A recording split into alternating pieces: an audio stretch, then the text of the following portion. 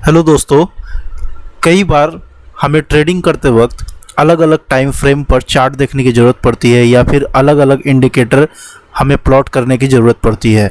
तो आज इस वीडियो में हम आपको ये बताएंगे कि कैसे जीरोधा के चार्ट पर मल्टीपल चार्ट को हम देख सकते हैं। मल्टीपल चार्ट को प्लॉट करने के बाद किस तरह से हम उस पर अलग अलग इंडिकेटर लगा सकते हैं या फिर अलग अलग टाइम फ्रेम पर हम उसे सेट कर सकते हैं। तो चलिए आगे बढ़ते हैं।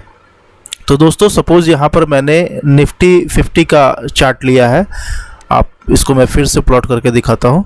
ये निफ्टी 50 का चार्ट यहाँ पर खुला हुआ है। इसे मुझे अलग अलग टाइम फ्रेम में देखना है और या फिर अलग अलग इंडिकेटर को लगाकर इस पर देखना है। तो हम कैसे देखेंगे?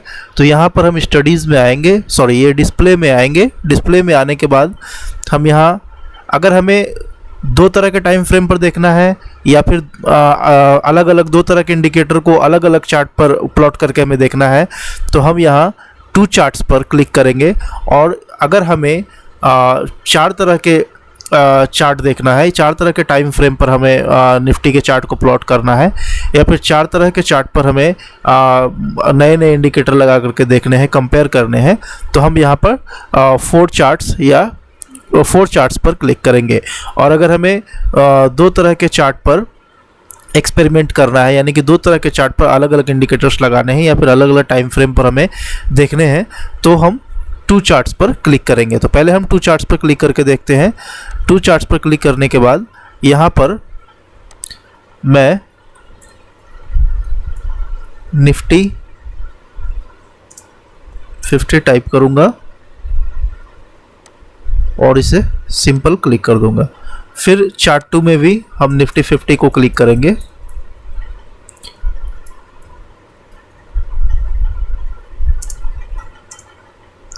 और यहाँ पर नीचे निफ्टी 50 इंडाइसेस पर क्लिक कर देंगे। उसके बाद हम इसे डन कर देंगे।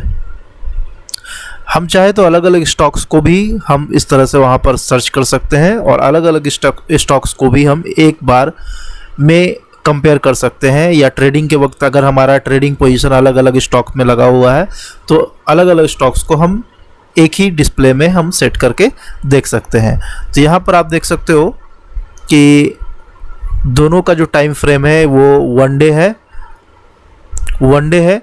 अगर हमें अलग अलग टाइम फ्रेम में चेक करना है, सपोज़ कि मैं इंट्राडे ट्रेडिंग कर रहा हूँ, तो यहाँ पर मैं इसे 5 मिनट के टाइम फ्रेम में सेट कर देता हूँ और इसे मैं 15 मिनट के टाइम फ्रेम पर सेट करता हूँ। ज़्यादातर लोग 5 मिनट्स और 50 मिनट्स टाइम फ्रेम के चार्ट का इस्तेमाल करते हैं इंट्राडे में, इसलिए मैं यहाँ पर 5 मिनट्स और 50 मिनट्स को ही लेकर चल रहा हूँ।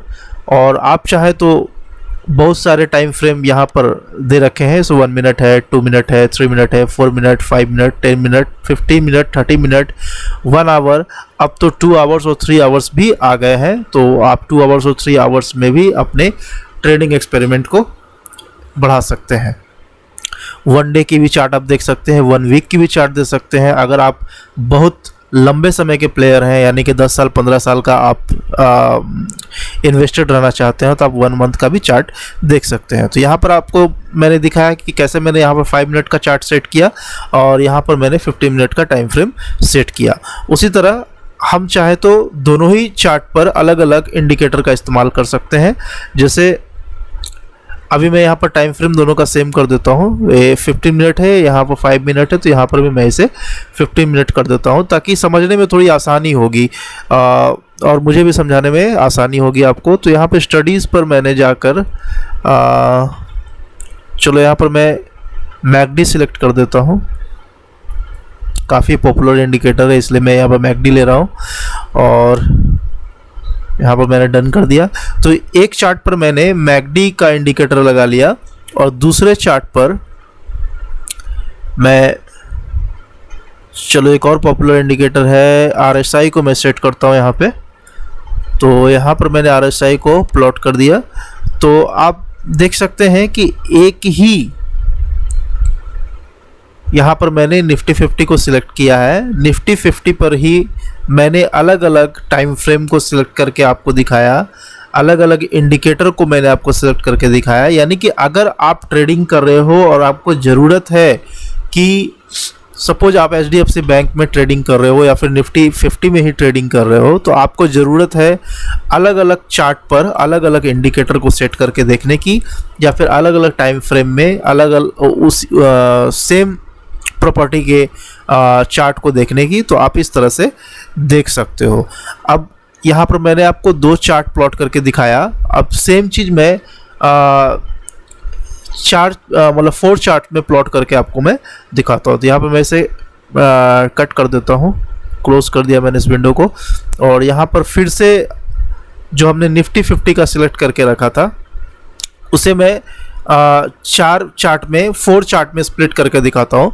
तो यहाँ पर ये फिर से हम डिस्प्ले में जाएंगे, और इससे अभी मैंने आपको 2 चार्ट्स पर इसको प्लॉट करके दिखाया था, अभी मैं इसको 4 चार्ट्स पर प्लॉट करके दिखाऊंगा, ताकि आप ट्रेडिंग करते वक्त अपनी सहूलियत के अनुसार, अपने एक्सपीरियंस के अनुसार, अगर आपको ये ज़रूरत पड़ती है कि आप सेम प्रॉपर्टी को 2 चार्ट में प्लॉट करके देखो, या फिर सेम प्रॉपर्टी को 4 चार्ट में प्लॉट करके देखने की ज़रूरत पड़ती है, तो आप उसे देख सकते हो।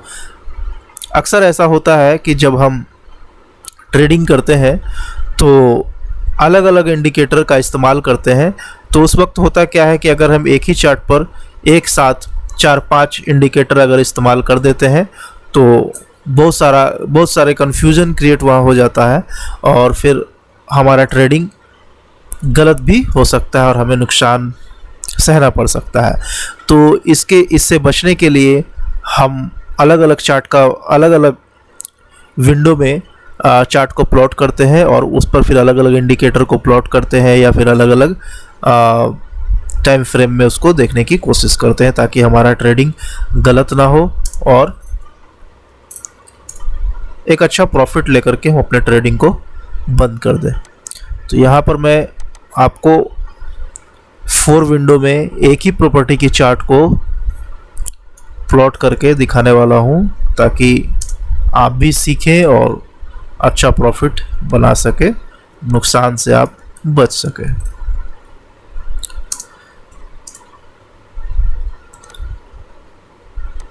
तो मैंने डन कर दिया। अब आप देखो यहाँ पर 4 विंडो खुलेंगे, और चारों विंडो में निफ्टी 50 के ही चार्ट होंगे। और सबसे बड़ी बात इसमें यह है कि आप चारों विंडो में अलग अलग टाइम फ्रेम का इस्तेमाल कर सकते हो, अलग अलग इंडिकेटर का इस्तेमाल कर सकते हो, क्योंकि अलग अलग टाइम फ्रेम में अगर सेम प्रॉपर्टी को आपको देखना है तो इस तरह का आप मल्टीपल चार्ट खोल करके अलग अलग विंडो में देख सकते हो, ताकि आपकी ट्रेडिंग बिल्कुल सही रहे और आप डिसीजन बिल्कुल सही ले सके। तो यहाँ पर मैं आपको दिखा दूँ कि इस पे मैं 5 मिनट का चार्ट सिलेक्ट कर लेता हूँ, दूसरे विंडो में मैं 10 मिनट का चार्ट सिलेक्ट कर लेता हूँ, और तीसरे में 15 मिनट का चार्ट, और चौथे में 30 मिनट का। आप कोई भी टाइम फ्रेम ले सकते हो, चारों विंडो में अलग अलग टाइम फ्रेम का आप इस्तेमाल कर सकते हो।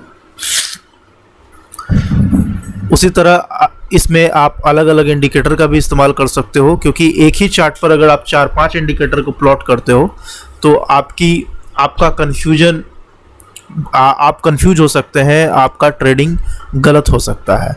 तो इसलिए यहाँ पर मैं आपको 2-3 इंडिकेटर लगा करके दिखाता हूँ। चलो, पहले मैंने बॉलिंगर बैंड को प्लॉट कर लिया।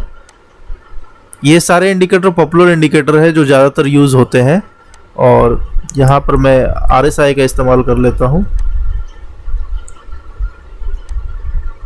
फिर इस चार्ट पर मैं मैकडी का इस्तेमाल कर लेता हूँ,